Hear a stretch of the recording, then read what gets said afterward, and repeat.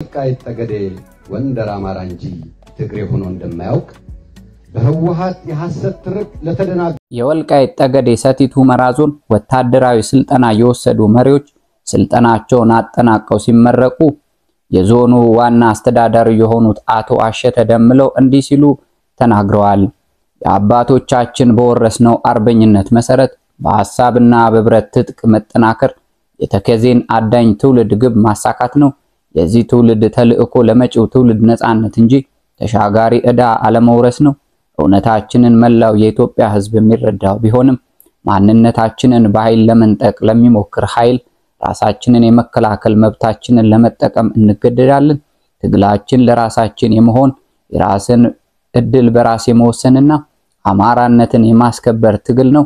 ለዘላቂ የህግ አሸናፊነት የሚያበቃን ሰላማዊ የትግል መንገድ መከተል ቢሆንም ከዚህ ውጪ በኃይል ተከዜን መሻገር የሚሞክር ኃይል ካለ ይህ የተከዜ ትውልድ የተከዜ ዘብነቱን በተግባር ማሳየት ይጠበቅበታል ሲሉ የዞኑ ዋና አስተዳዳሪ ተናግረዋል።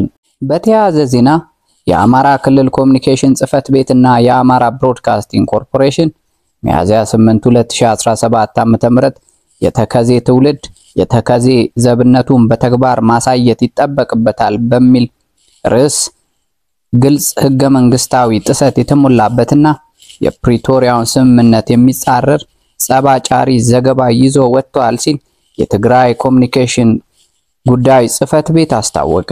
ይህ ድርጊት ተራ ነገር ሳይሆን የትግራይ ህገ መንግስታዊ ግዛት የአማራ ክልል አካል በማድረግ ያለፈውን ሳይበቃ አሁንም በተደጋጋሚ ቀጥለውበታል።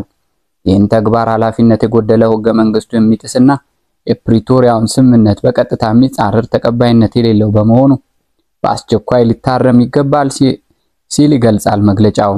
የአማራ ክልል ኮሙኒኬሽን ጉዳይ ጽህፈት ቤትና የአማራ ብሮድካስቲንግ ኮርፖሬሽን በተደጋጋሚ ከሚያቀርቧቸውና የሁለቱም ህዝቦች ለዘመናት አብሮ የመኖር ግንኙነት የሚሸረሽሩ እንዲሁም ለሌላ ግጭት በቀጥታ የሚዳርግ ተንኳሽ ዘገባ በአስቸኳይ እንዲያርሙና ዘገባውን ባመቻቹና ባሰናዱት አካላት ላይ እርምጃ እንዲወስዱ እየጠየቅን የፌደራል መንግስትም እንዲህ አይነት ህገ መንግስታዊ ጥሰት በሚፈጽሙ ተቋማት ላይ ህጋዊ እርምጃ እንዲወሰድባቸው ጥሪ እናቀርባለን ይላል የትግራይ ኮሙኒኬሽን ጉዳይ ጽህፈት ቤት መግለጫ። ወልቃይት ጠገዴ ወንደር